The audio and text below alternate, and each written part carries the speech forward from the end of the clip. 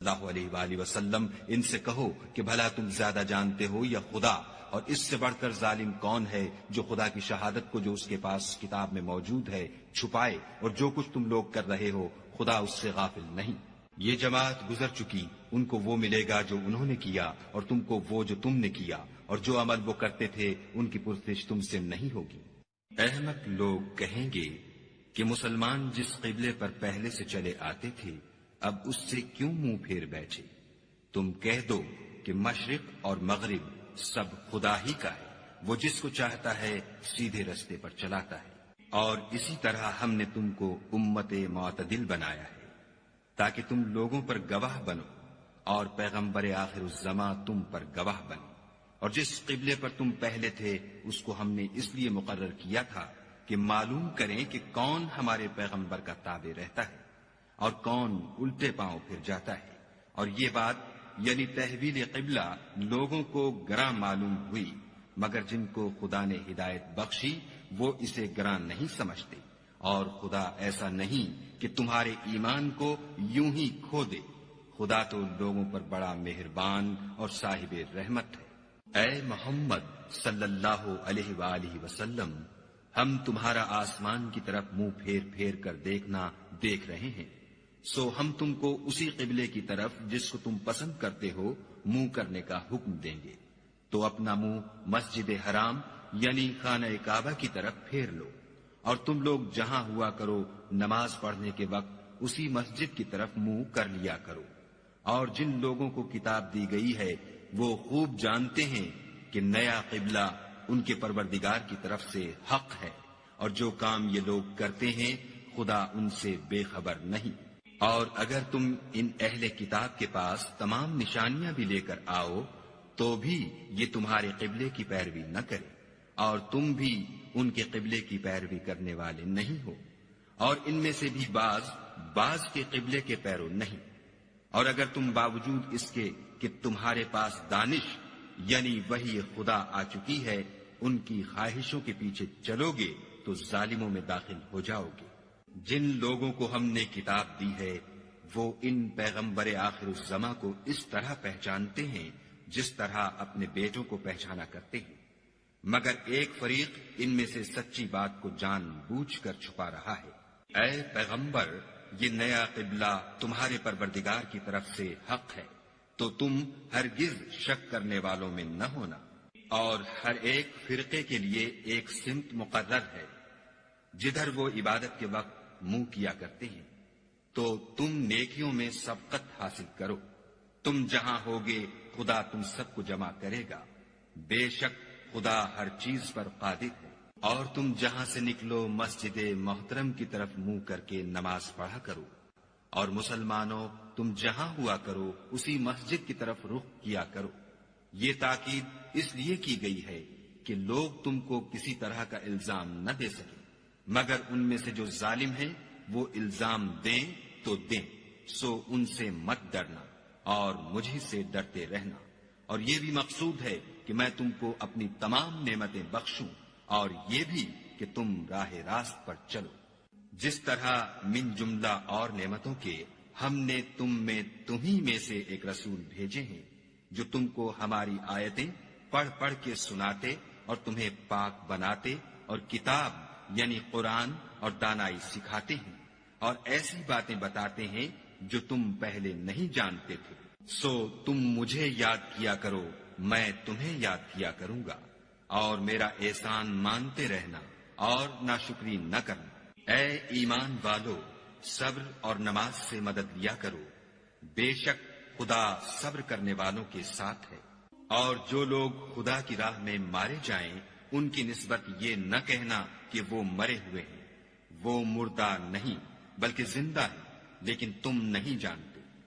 اور ہم کسی قدر خوف اور بھوک اور مال اور جانوں اور میووں کے نقصان سے تمہاری آزمائش کریں گے،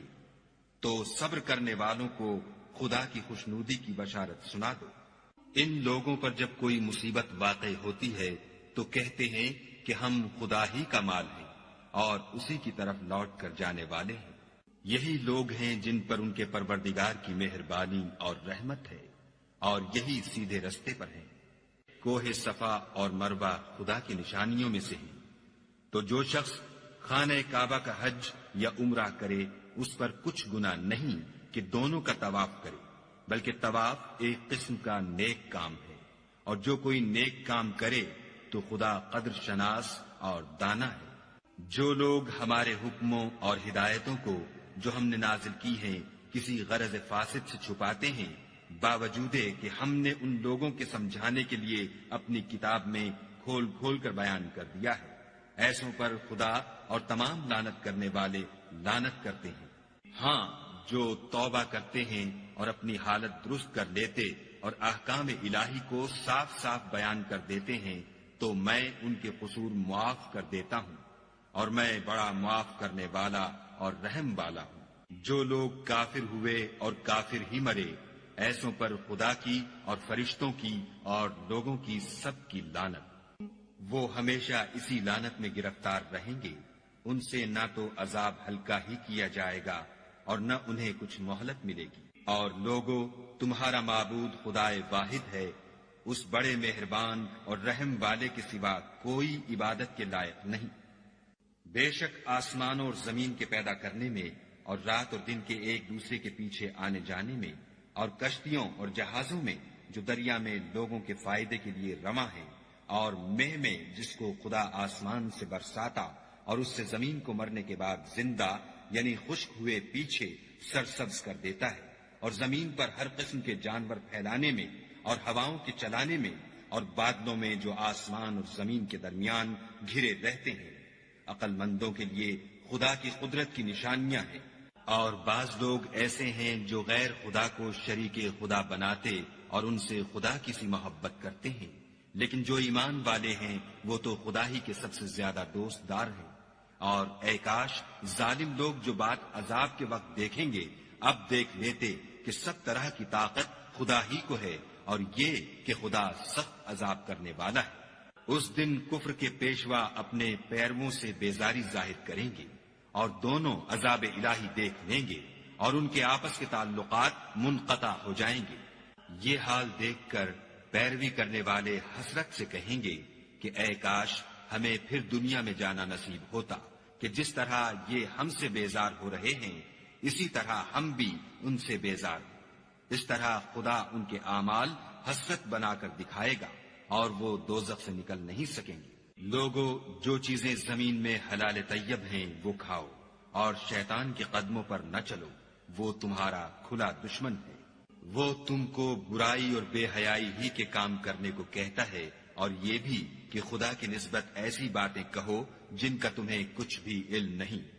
اور جب ان لوگوں سے کہا جاتا ہے کہ جو کتاب خدا نے نازل فرمائی ہے اس کی پیروی کرو تو کہتے ہیں نہیں، بلکہ ہم تو اسی چیز کی پیروی کریں گے جس پر ہم نے اپنے باپ دادا کو پایا۔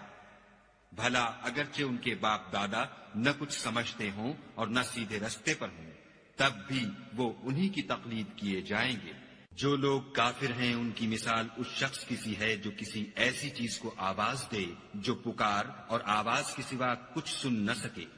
یہ بہرے ہیں، گونگے ہیں، اندھے ہیں کہ کچھ سمجھ ہی نہیں سکتے۔ اے اہل ایمان، جو پاکیزہ چیزیں ہم نے تم کو عطا فرمائی ہیں ان کو کھاؤ، اور اگر خدا ہی کے بندے ہو تو اس کی نعمتوں کا شکر بھی ادا کرو۔ اس نے تم پر مرا ہوا جانور اور لہو اور سور کا گوشت اور جس چیز پر خدا کے سوا کسی اور کا نام پکارا جائے حرام کر دیا ہے۔ ہاں، جو ناچار ہو جائے بشرطے کہ خدا کی نافرمانی نہ کرے اور حد ضرورت سے باہر نہ نکل جائے، اس پر کچھ گناہ نہیں۔